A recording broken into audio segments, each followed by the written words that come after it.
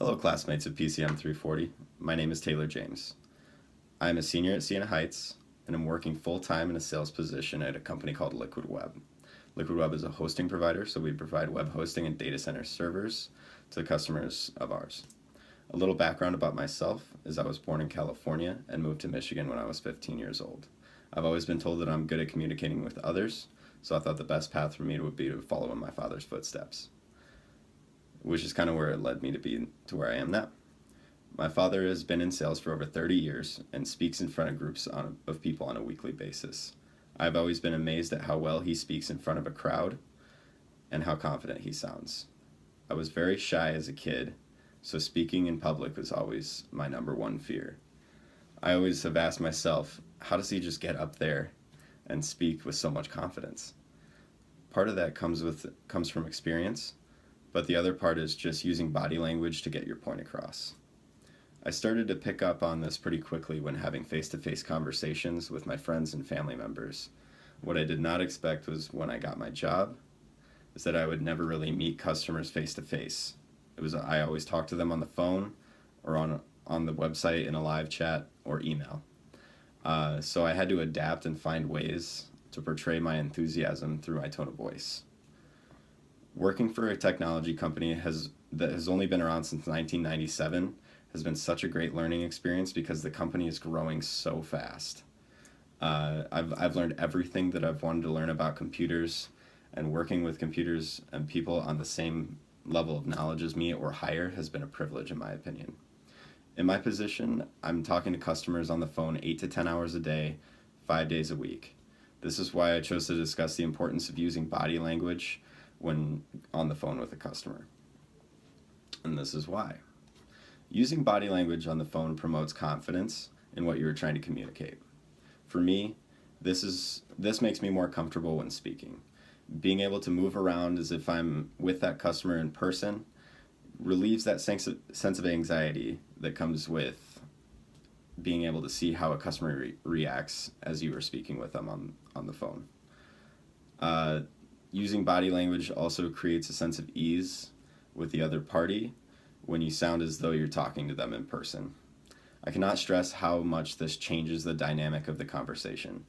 Being in the industry I am, most customers see me as a customer service rep, just there to give them answers. So when they get a trained sales rep on the phone, it makes them feel more important. I'm not just giving them a server or something with a price tag. I'm giving them something that's actually going to be what they need for their business. Using body language also creates a livelier tone in your voice. You do not want to sound monotone. Naturally, if you are animated when speaking, it projects through your voice. People can pick up on this, and I use it to my advantage. An article posted on Call Center Helper states that people are surprised when they are introduced to the statistics, which indicate that only 7% of the message is transferred and understood by the actual words used.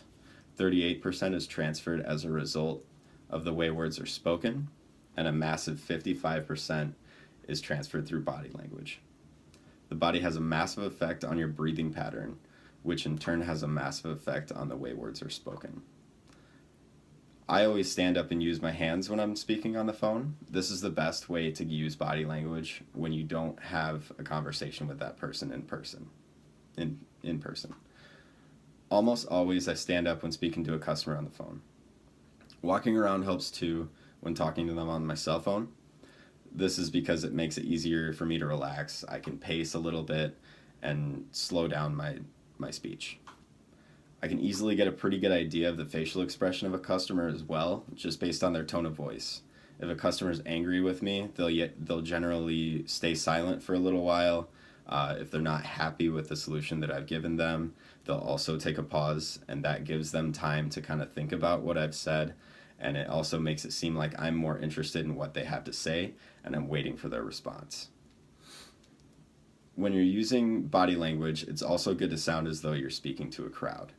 If I'm on a conference call, it's important to address everyone at once instead of focusing on speaking to the CEO or the CTO or whoever may be there. This makes the group feel included and in turn gives them a better impression of me as a salesperson. Using body language also creates a sense of leadership.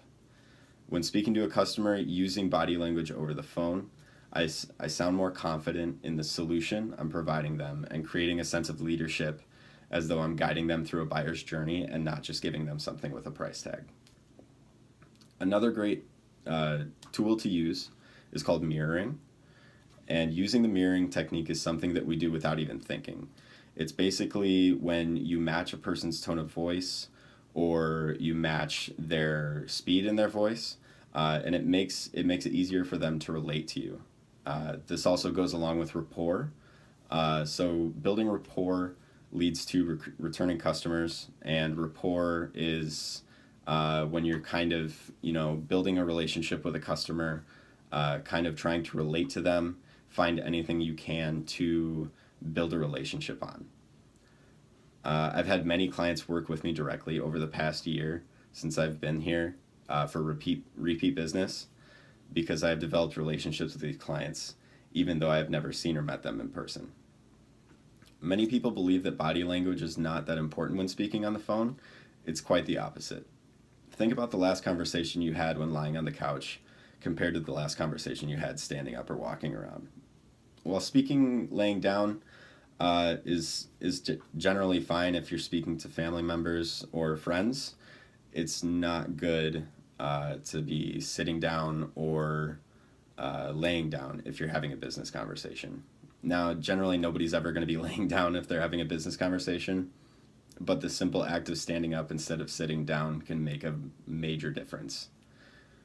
If you're standing up, this doesn't necessarily mean that you need to be overly excited, but more so just to sound confident, have good posture. It really projects your voice and makes it sound like you know what you're talking about. There was an article by Christopher Carter, who's a public speaker and an author, and he gives the advice to close your eyes. With their eyes closed, you're less distracted by details from around the room, and it's easier to imagine that you're standing in front of the interviewer talking to them directly. In fact, I recommend you do exactly that. Imagine the interviewer right in front of you, trying to see them in your mind's eye. This result will be that your answers will sound more conversational and less like a script you've rehearsed in advance. I tend to disagree with this statement because if I close my eyes when speaking to a customer, I feel like I'll get more distracted because I'm trying to think of what they may need, and that's generally right in front of me on my computer screen. So I always have my notes pulled up and the customer's account information if they're an existing customer. So this makes it a lot easier to have that conversation with them.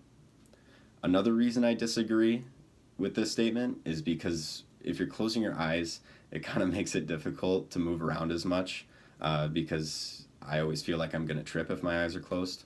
That's just a general rule of thumb. He also states that your answers will sound more conversational and less like a script if you've rehearsed in advance. While I can see where he's coming from, I generally do not have and never have used a script, and I don't generally rehearse a call that I'm having with a customer. So if you're reading off a script or have something rehearsed, it's generally harder to use body language. When I was in training for my position, it was 4 weeks, 40 hours a week, and we went over constant scripts and role plays. As soon as I got my first customer on the phone, I tried to read off the script, and I didn't have a very good conversation with that customer. So as soon as I got off the phone with him, I ended up throwing it out. I haven't used the script since because I feel like the best way to have a good conversation with a customer is to just be yourself and sound confident in what you're speaking about. This is also reflected on the phone. So if you sound confident on the phone, if you're standing up, moving around, they can understand that and they can pick up on that. I've had an hour-long conversation with customers before, customers that I've developed real partnerships because of, just because I was myself and I sounded confident in what I was providing them. I know this can be difficult because public speaking is not easy. Even speaking over the phone to someone you have never met is hard to do. I've been doing it every day for over a year now, and I still get anxious when I have an incoming call or I have a call scheduled with a customer that I haven't quite met yet. I still have those nerves, and it's common every day. My dad's been doing sales for over 30 years, and he still gets nervous. So it's really hard to shake those nerves. The easiest way to overcome this fear is to just get into the subject you're talking about and animate yourself with body language. If you were to get up in front of a group of people and just stand on stage like a statue, everyone would probably look at you and get concerned for your well-being. The crowd will be more comfortable if you're comfortable. If you're moving around, using your hands, using body language, they're going to be more apt to relate to you and listen to what you have to say. The same goes for speaking over the phone. If I sounded nervous and uncomfortable on the phone, I would probably never hear from that customer again. In fact, the first customer I ever spoke to, where I was reading from a script, never got back to me after that initial call. So your body language does reflect in your tone of voice as a major impact on the way customers view you. With body language having such a huge impact on your voice, it's important to sound positive and enthusiastic, or even empathetic in certain situations when on the phone. An article from Body Language Expert states that your body language has a huge influence on the length and type of personal interactions you have. It can tell the world around you, stay away, I want to be left alone. Or it can tell the world, say hello to me, I want to have a conversation. It's important to make sure that you sound welcoming over the phone with a customer, even if you are not particularly enthusiastic about what they have to say. I've had this happen countless times, and I won't be generally interested in what they're trying to say, or they'll have an endless conversation with me about what their business is all about. And really, it's not something that I'm interested in, but I need to still sound like I'm interested in it and have that conversation with them that makes them feel important. This is what body language over the phone is all about. You want to make sure that you're up and animated to make sure that you sound like you're confident in what you have to say and you really want to learn about what they do. I've had a couple interactions with customers where I've only given them very short responses and sounded uninterested. While I was not aware I was doing this at the time, this customer clearly picked up on it, and I did not hear back from them again. Having a positive tone and enhancing that with enthusiastic body language can literally make or break a sale in certain situations. Now, most people know that body language is important when communicating with someone in business. That's just a general rule of thumb. Using body language is natural, and it makes people feel like they can have a comfortable conversation with us. Especially in our business environment here in the States, it's very important to look your client in the eyes and make them feel like you are hyper-focused on what they are trying to accomplish. If I were a sales rep at Best Buy and I had a question and the rep was only giving me short answers and not really looking at me when I was talking to him, I wouldn't really feel motivated to buy from them. Customers want to feel important in any business. That's just how the world works. People want to know that the product they are about to spend their hard-earned money on is valuable and will be worthwhile. The same goes for my business, where we never have face-to-face interactions with the customers, and yet we're still providing them solutions that can make or break their business. In some cases, it's much more important to practice care with them over the phone, because unlike traditional sales where you may be out to dinner or an event with a client, your customer can easily just hang up the phone on you and you'll never hear from them again. Using body language on the phone helps build that foundation that makes customers feel important.